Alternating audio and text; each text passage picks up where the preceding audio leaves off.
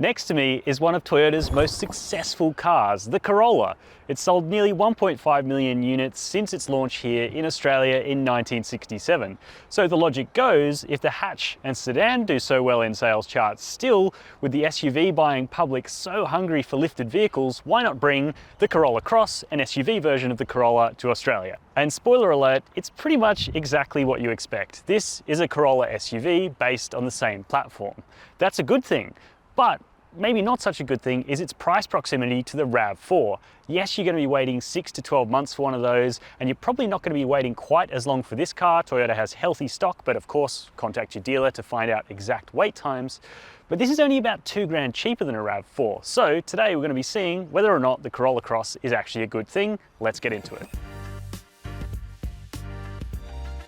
The Corolla Cross range kicks off from $33,000 before on-road costs for the base GX fitted with a petrol engine. $2,500 more gets you a hybrid powertrain, and $3,000 more than that gets you all-wheel drive and hybrid. There are 3 trim levels, the GXL sits above the GX, and the Atmos is the range topper, and there are 8 paint colours on offer. And the one we have on test today is the mid-spec GXL hybrid all-wheel drive that costs $42,250 before on-road costs. The car next to me is finished in jungle khaki. It's quite an interesting paint color, and I'm sure some will really like it. I do think it suits the SUV vibes of this vehicle, although I think the Corolla Cross looks best in range-topping Atmos form with those 18-inch alloy wheels finished in that lovely metallic red paintwork. But let me know your thoughts down below. Now the GXL can be told apart from the GX, not by the wheels, because they share the same 17-inch alloy wheels, which are sort of inoffensive and not much to look at, but you can tell it apart because it's got these nice LED headlights and LED daytime running lights that just make it look a little bit more expensive than the base model GX. As for sales splits, Toyota expects the GX to sell in the greatest volume, making up nearly 45 to 50% of sales in Australia, while the Atmos will follow at 30% and the GXL at 25%. Interestingly, Toyota expects over 70% of sales to come from this hybrid powertrain because, well, Toyota is known for its really excellent hybrid systems, as we'll discuss when we get to driving this car.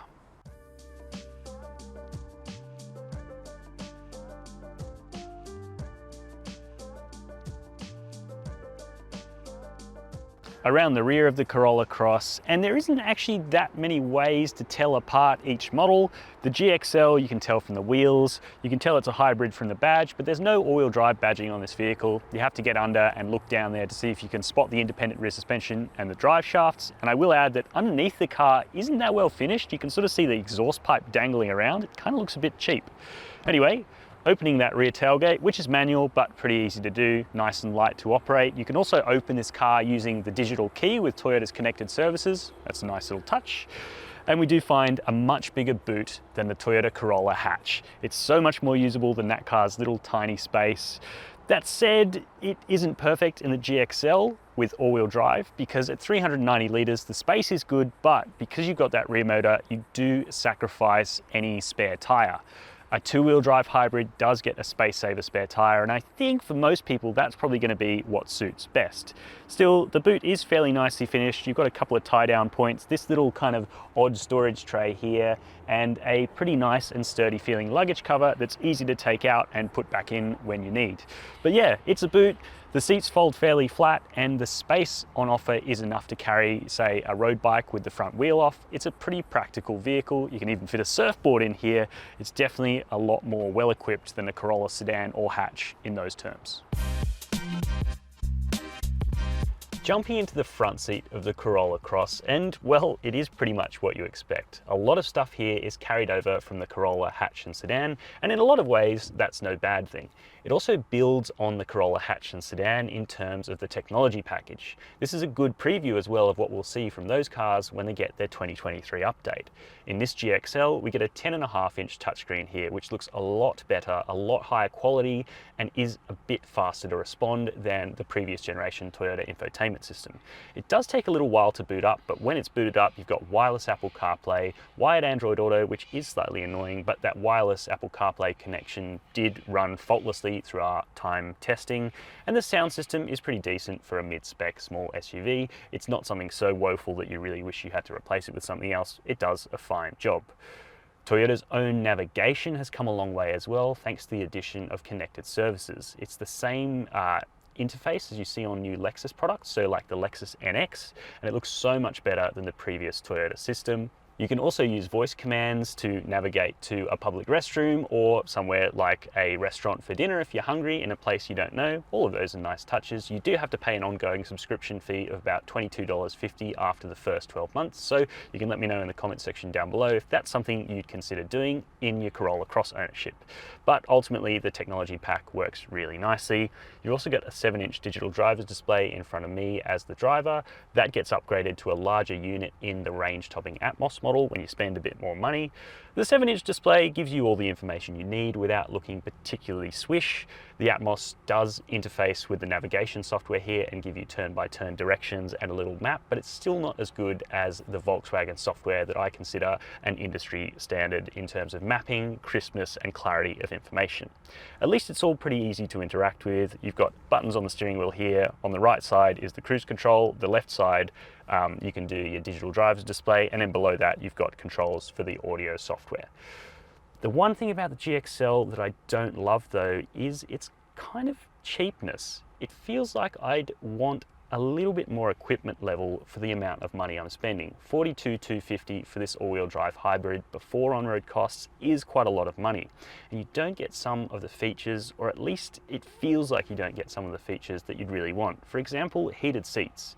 In the Atmos, you've got the heated seat buttons right here, but in the GXL, those seat buttons are really quite aggressive blanks. Like, there's 4 blanks here and only one of them is filled. And in a mid-spec car, that just feels a little bit cheap. The other thing about the Corolla Cross is I think because of your extra eye line, you see this scratchy plastic a little bit more on top of the dashboard. Now that's not the end of the world, and honestly, you don't really touch this at all ever, and the bits that you do touch down here in front of the front passenger are nice and softly appointed. Likewise, from GXL upwards, you get a nice soft padding up here on the top of the doors, but it feels like the material quality could be pushed a little bit further. Likewise with the design, to give this car a little bit more useful, practical storage space as you get in the RAV4, like that awesome little spot for storing your phone and the extra little cubbies that you do get in the RAV4. All that stuff is nice and a little bit missing on the Corolla Cross.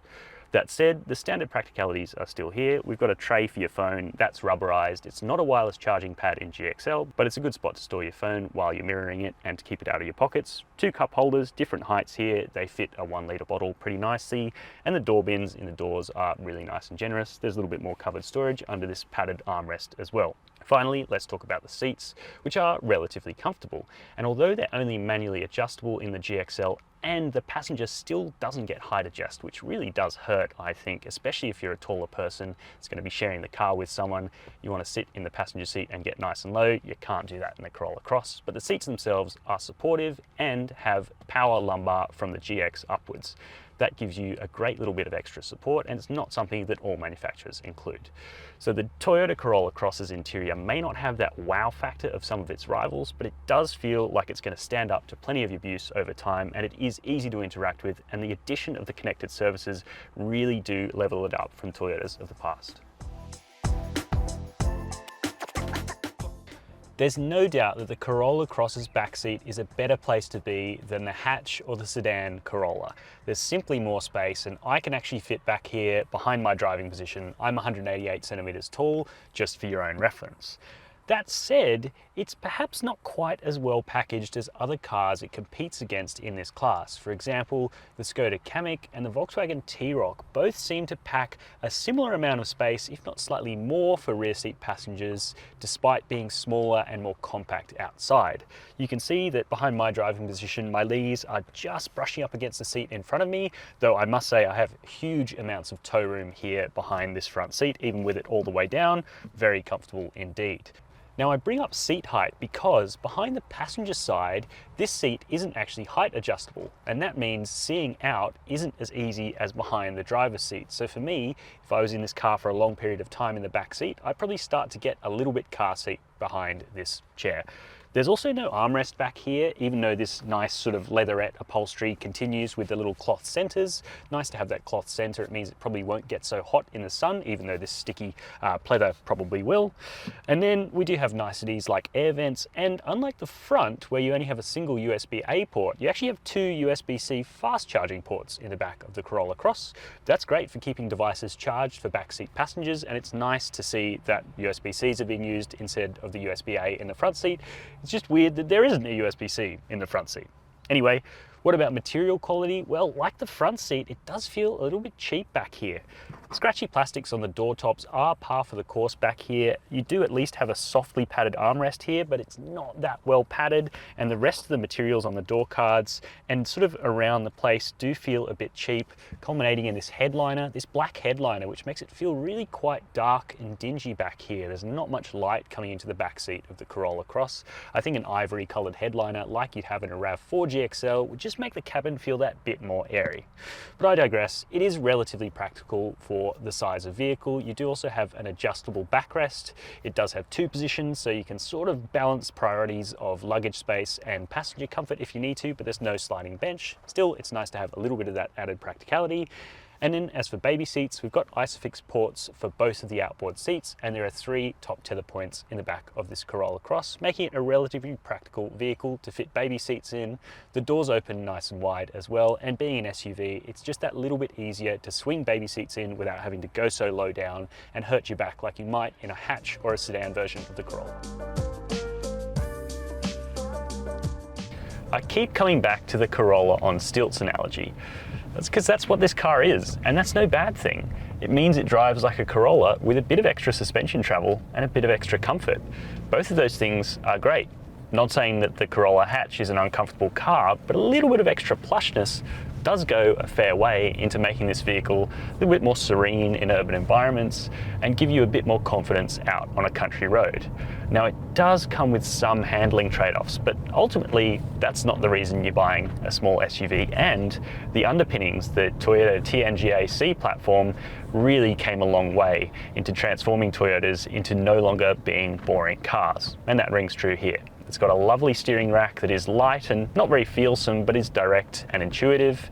And the chassis just really feels like it's with you. It's safe and it's benign, but it does offer a little bit of involvement for the driver.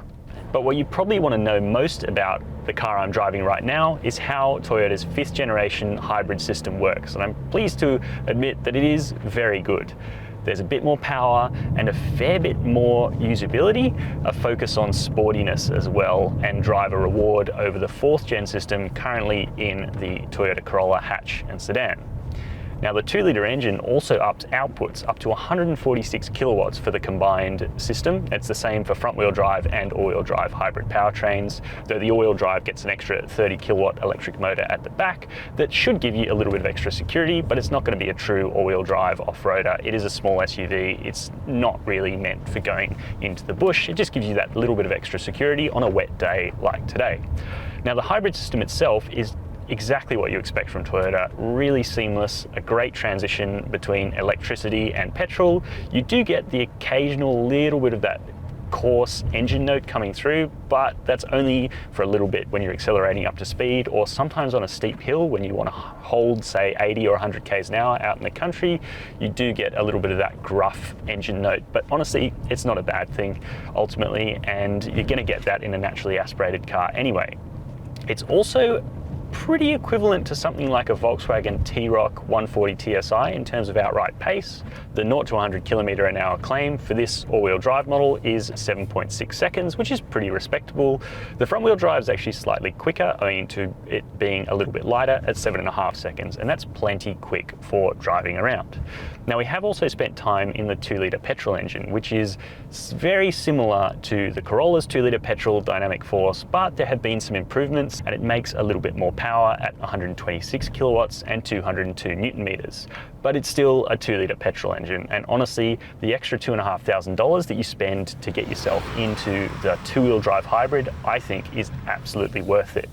Whether it's worth spending the extra $3,000 on top of that to go for the all-wheel drive hybrid, I think is less important. But what the all-wheel drive hybrid does bring is independent rear suspension. The front-wheel drive Corolla Crosses all have a torsion beam rear end. Now that differs from the hatch and sedan, all of which are independently suspended at the rear. So it feels like Toyota maybe has made a slight misstep there, going for a vehicle with a longer travel suspension setup and a car that's supposed to be more focused about comfort. We've got a torsion beam setup on the rear of the base models, and even all the way up to the Atmos if you still get the two-wheel drive petrol or the two-wheel drive hybrid. Now, on testing, those cars still felt pretty refined. It's not a bad torsion beam setup by any means, but the multi-link independent rear end just gives that little bit of extra dexterity to the rear suspension. Makes it feel a bit more secure on a country road and a little bit more comfortable and independent when you're driving around town, coming off spoon drains and awkwardly shaped speed humps and that sort of thing. Just gives a little bit more comfort. That's not to say this car isn't comfortable, because it's got the classic Toyota damping that we've come to expect. A little bit soft, definitely softer than a European option like a Volkswagen T-Roc, for example, and a little bit less control at the rear end than that car, so not quite as good for the keen driver as that or a Mazda CX-30. But look, it's all about being safe and refined, and that's pretty much what this car's driving experience is like. It's really nice and feels like it's been polished very cleanly over time by Toyota's sort of iterative design processes, and that GAC platform underneath just really works well. Decent steering, light, not overly feelsome, but nice and responsive, and a pretty intuitive ratio to use. As for road noise, there is a little bit of road noise on coarse chip, but it's not any worse than other cars in this class or other small cars. This category is a pretty loud category out on the open road, especially on coarse chip surfaces, and around town. This car does have some suspension noise that you can hear. You can definitely hear it in the torsion beam cars, a little bit of thump, bump, thwump coming through from the back, but with the independent rear suspension, it definitely feels a little bit more refined in this all-wheel drive model.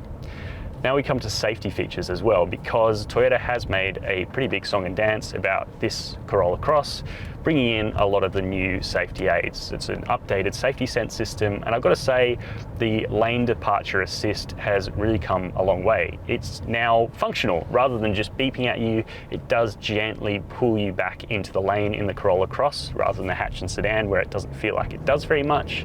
So that's a really good step in the right direction, I think. You got stuff like AEB with pedestrian and cyclist detection as well. And you've got rear cross traffic alert, blind spot monitoring as standard on this car, which is great to see when other manufacturers are starting to take those things off the menu in stock shortages, just to keep stock supply flowing. For MY23, Toyota said that blind spot monitoring, rear cross traffic alert is going to be standard across the range for the foreseeable future, and that's all great stuff. You also got a pretty decent 360-degree camera. As for passive safety, the Corolla Cross is pretty well equipped. It's got everything you'd expect, ESP and traction control. Now I will point out that the ABS system in this car does seem to be a little bit overzealous. Sometimes you come off a bump and it seems to trigger for a little bit longer than you'd expect. It just doesn't feel as well refined as a regular Corolla. Sometimes you just get that ABS feedback when you really weren't expecting it. So perhaps that's something that can be polished out as the car goes on. This is a fairly early production run. Perhaps that will be worked out as the Corolla Cross's life goes on next to the CHR and the rest of the Corolla range. Now, as for ANCAP safety testing, it hasn't been rated by ANCAP yet, but it's probably going to get 5 stars. It's got the full complement of airbags, including a center airbag. So that is a rundown of how the Corolla Cross drives. The Corolla Cross range is pretty broad, and all of them are actually quite good. Personally, I've got to say that the two-wheel drive hybrid I think makes the most sense. The all-wheel drive is a nice to have, but whether it's worth that extra $3,000, I'm not entirely sure. And I think if you really want the cheapest Corolla Cross you can get, that 2-litre petrol is fine, but it is definitely worth spending that extra $2,500 to get this really excellent, well-refined hybrid system. Owning a Toyota is supposed to be easy, and that's certainly the case for a hybrid Toyota Corolla Cross. The ADR combined fuel consumption figure is as low as 4.3 litres per 100 Ks. This car next to me is the all-wheel drive, and that adds a little bit of fuel consumption, bringing it up to 4.4 litres per 100 Ks, but that's still really good in this small SUV space. In real-world testing, we saw as low as 4 litres per 100 Ks on a mix of urban and suburban driving, and then out in the countryside, we took it for a bit of a flogging, about 350 Ks, and the fuel consumption did climb to about 5.9 litres per 100 Ks, but really where the Toyota hybrid system excels is around town, where that 5th generation hybrid system is smooth and so frugal and now allows for faster EV mode driving. Toyota hasn't quantified it, but we saw up to about 45 Ks an hour under electric only mode, and that's great. Warranty as well is 5 years and unlimited kilometers, the standard stuff you expect from Toyota, and servicing is dirt cheap for the Corolla Cross, costing only $230 per visit for the first 5 years or 75,000 Ks, resulting in a total cost of $1,150. Sometimes what you see is indeed what you get. This is a Toyota Corolla as an SUV, and that's a great thing. It's a little bit more comfortable, has a bit more ground clearance while maintaining that ultimately talented chassis. It's also very refined, especially if you go for that extra $2,500 hybrid system, which isn't much of an upcharge, and it really cuts your fuel consumption figures. No, it's perhaps not quite as well packaged as some of this car's rivals like the Volkswagen T-Roc and Skoda Kamiq, but it's reliable and very affordable to service and own over 5 years. Those connected services are also a huge step from the previous Toyota infotainment system, and wireless Apple CarPlay is just lovely. Of course, I'd love to hear what you think of the Corolla Cross in the comments section down below. Do you think it was wise to introduce this alongside the CHR, or do you think there's going to be too much in-house competition? Likewise with the RAV4, at only $2,000 more than this, maybe you'd wait the 12 months for that. I'd love to hear your thoughts in the comments section down below, and hit subscribe if you haven't done so already.